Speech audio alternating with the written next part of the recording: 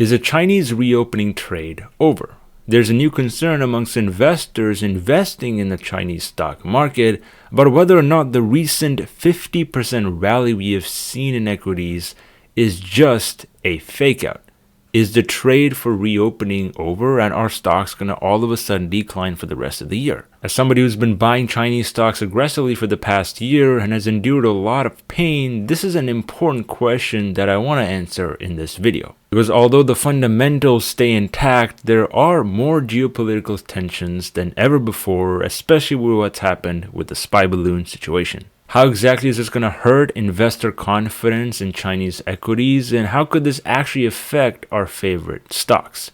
That is exactly what I want to discuss in this video. But as usual, guys, before we get into it, make sure to drop me a thumbs up and hit the subscribe button if you haven't already. So first things first, let's try to understand what we've experienced over the past few months. As you can see, the Hang Seng index bottomed in October after the general election for the People's Republic of China, and the market rallied more than 50 to 70%. You had stocks like Alibaba up more than 100% since its lows, disobeying a lot of the myths around Chinese companies being completely uninvestable. But now that we're seeing an 8% decline from the peak, people are getting concerned about the China trade being over and how the economic situation is developing. Because it turns out industrial companies in the US are not seeing their earnings go up because of the Chinese reopening trade. China's economy could have recovered, but it doesn't seem to be translating into revenue and profits for companies that do business in China. Tesla was the perfect example of that after having cut prices in China, leaving a massive wake for Europe and the US.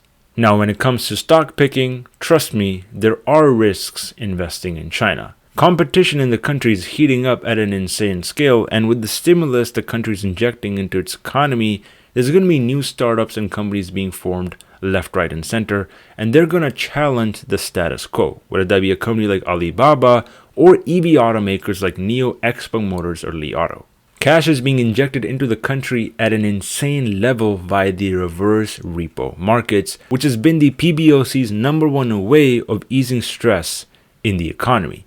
And as an investor, this is the exact thing you want to see. This is something you can't complain about because this is going to directly impact the businesses you invest in, whether that be in the form of revenue or profits. Because as consumers spend more money, pricing power also tends to increase.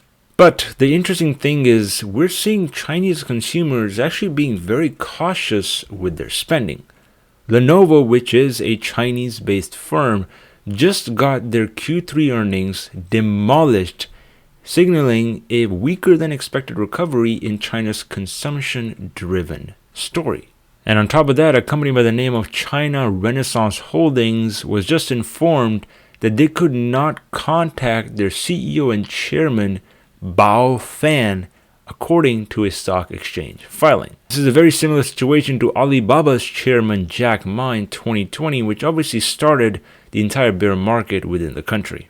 And to add a cherry on top of the cake, China also imposed fines and sanctions on Lockheed Martin and Raytheon, which are two of the biggest defense contracted companies within the US, after the very precarious spy balloon situation. Although right now this isn't going to directly affect Asian markets, particularly in Japan and China, it could have a lingering effect in the geopolitical tensions between the two markets, which certainly could sour investor confidence. So is this the end of the China tech stock recovery story, and am I going to sell my positions in these specific businesses? Not quite, and here's why.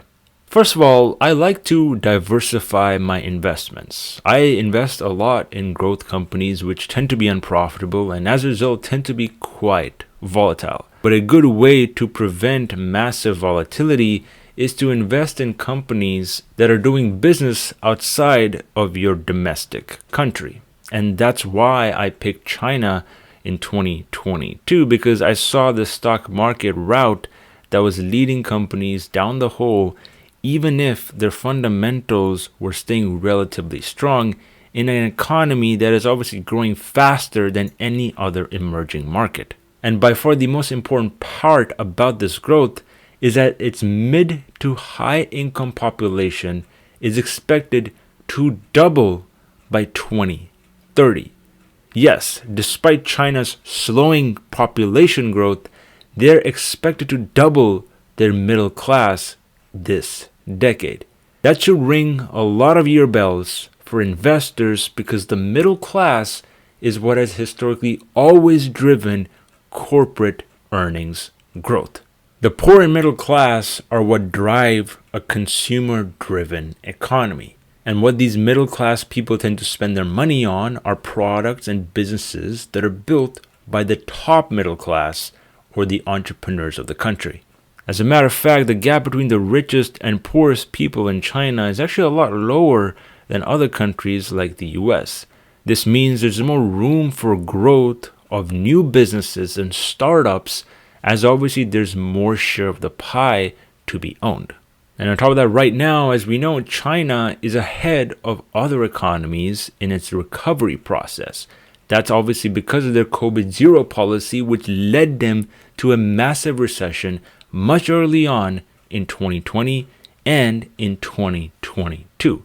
They're now going into an expansionary phase where liquidity is actually being injected into the market, helping other stock markets like the one in the US. And on top of that, household deposits are far outweighing household loans, meaning leverage is at an all-time low in Chinese households. People are saving money and they're being very cautious with how they're spending their money out of this recession, which is why the earnings for companies like Lenovo were so poor.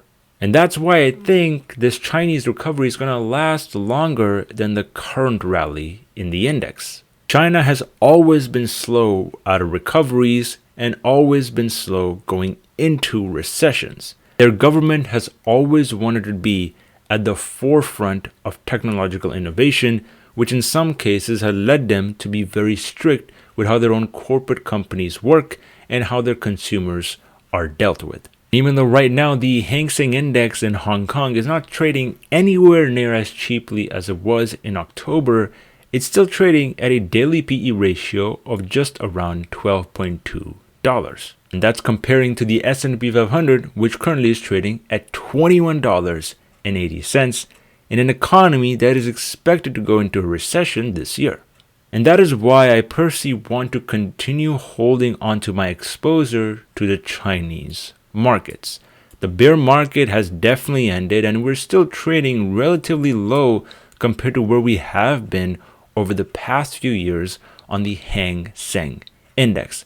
The country is obviously critical to the global economy and innovation is at a rapid pace, whether it comes to electric vehicles, solar technology, or battery cell manufacturing.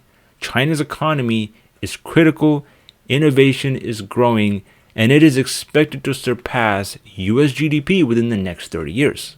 Now, this does not mean I'm never going to sell my Chinese stocks. At some point, I am going to look to take profits and decrease my exposure.